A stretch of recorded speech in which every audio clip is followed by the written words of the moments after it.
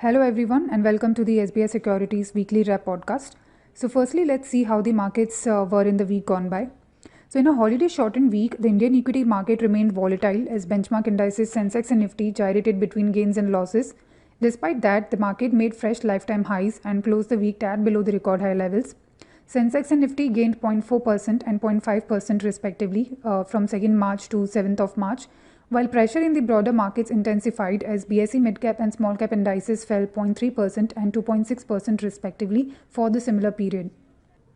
Volatility persisted in the US market as well amid the scheduled release of services PMI, ADP unemployment report, non-farm payrolls data for Feb month, and Fed Chair Jerome Powell's two-day congressional testimony, where it highlighted the need for further cooling down in inflation before making any interest rate cuts. Talking about the weekly sectoral gainers and losers on BSE, so BSE PSU index gained the most during the week with gains of 2%, followed by BSE Power, Metal and BankX indices, which also gained more than 1%.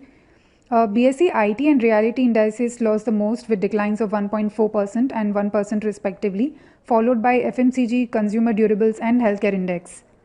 Moving on to the weekly Nifty 50 gainers and losers from the period between 29 February to 7th of March, then Bajaj Auto, Tata Steel, Tata Motors, HDFC Life Insurance and Bharti Airtel were the top 5 gainers of Nifty 50, while Infosys, LTI Mindtree, SBI Life Insurance, Ultratech Cement, M&M were the top 5 losers of the Nifty 50 index. Now, taking a check on some of the key monitorables, both FIIs and DIIs were net buyers to the tune of Rs 6,618 crores and Rs 10,129 crores respectively this week in the cash market. The rupee appreciated marginally by 0.2% during the week at Rs 82.78 per US dollar. Brent crude was slightly down by 1.1% during the week at $81.6 per barrel on slowing growth concerns in the world's largest crude oil consumer, China. Now, there were a lot of corporate developments during the week, so we will just discuss them one by one. So, first one is APJ Surendra Park Hotels. The company declared its December quarter numbers, where the company's revenue and EBITDA grew by 15% each on a year-on-year basis. PAT grew by 17% year-on-year. The occupancy stood at 90%.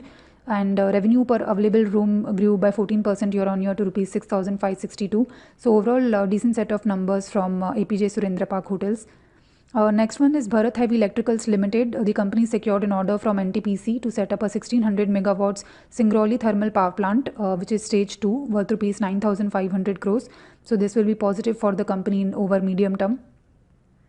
Tata Motors board approved a proposal to split the company into 2 separate listed entities for passenger and commercial vehicles, as the company is looking to boost growth and improve accountability.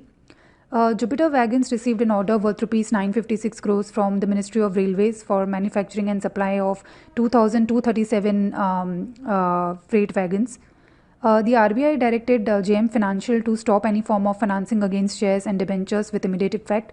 This includes the sanction and disposal of loans against the IPO shares as well as against subscriptions to debentures. So this was, partly negative for JM Financial. The RBI also directed IIFL Finance to cease and desist from disbursing gold loans with immediate effect. However, the company can continue servicing its existing loans, so IIFL Finance was also in focus during the week. Next, L&T secured an order from ONGC for engineering, procurement, construction, installation and commissioning of new process gas compressor modules.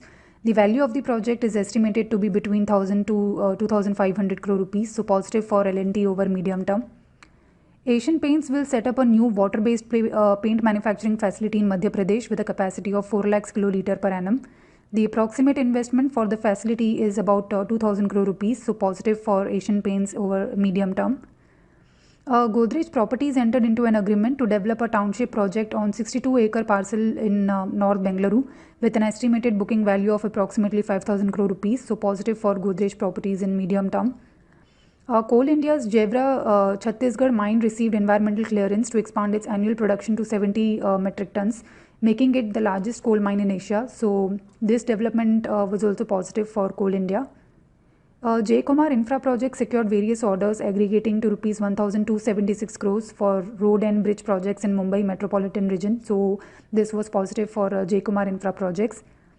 Kalpataru Projects International secured an order from Saudi Aramco for laying 800 km of gas pipeline. KPI Green Energy secured new orders for solar power projects totaling 9.4 megawatts from 4 private entities. Krishna Institute of Medical Sciences has said that it will establish a new 300-bed multi-speciality hospital in Thane in Mumbai with an investment of about 500 crore rupees. So positive for Krishna Institute of Medical Sciences. Centum Electronics received an order worth rupees 187 crores from DRDO for the realization of space-based EW payloads. All Cargo Gati's total monthly volume for the month of February stood at 104 kilotons, which was up 15% year on year. So this was also a positive development for All Cargo Gati. Macrotech Developers launched its QIP to raise around 3,300 crore rupees. So these were the couple of corporate developments during the week. So during the week, we have given one call in our pick of the day segment, that is on Union Bank of India. The call is given at a price of rupees 148.8 for target of rupees 163.6. So basically, the bank has reported strong profitability in its December quarter numbers, with its net interest income and net profit growing 6% and 60% year on year. The advances growth was also healthy, which stood at rupees 8.9 trillion, growing 11% year on year, which is also within the 11 to 12% guidance that was announced by the management. While deposits stood at rupees 11.7 trillion, growing at 10% year on year, which is in the higher band of 8 to 10% growth that the management is targeting. So with a cleaner balance sheet, adequate capital and a strong deposit base, we expect credit growth to be faster in the bank. Also, higher business growth combined with stable margins and favorable credit costs would lead to strong profitability in the bank in medium term. Also, during the week, we released our 8th series of quarterly Rockstars. This report gives an insight on the latest concluded quarterly results season. We also give recommendations on companies which declared healthy results as well as have good growth outlook for the future. So in our latest series of Rockstar report, we have recommended 14 companies which are Mahindra & Mahindra Limited, Ambuja Cements, Cipla, Tata Consumer Products, JSW Infrastructure, Blue Star, Shyam Metallics and Energy, Jammu and Kashmir Bank, Manappuram Finance, V-Guard Industries, Karur Vyasya Bank, Privi Specialty Chemicals, Garware High-Tech Films and Windlass Biotech. The average return of these calls is between 15 to 20%, and this report is best suited for medium to long-term investors. So if anyone wants to have a look on this report, then they may go to our website.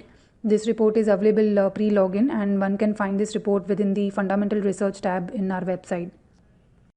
So finally, what the market outlook looks for the next week. So next week, US CPI, retail sales and producer price index data for February month will be in focus. India's CPI and WPI inflation rate for Feb month and IIP data for January month will also be on investors' radar. Besides, Indian market will continue to track global market cues, while at the same time, stock-specific action driven by news flows will also grab investors' attention in the next week. And finally, for key corporate actions in next week, kindly refer to our weekly wrap report. The link to view the report is shared in the description box below. This was all about the weekly market podcast. Thank you for listening. Investment in securities market are subject to market risks. Read all the related documents carefully before investing.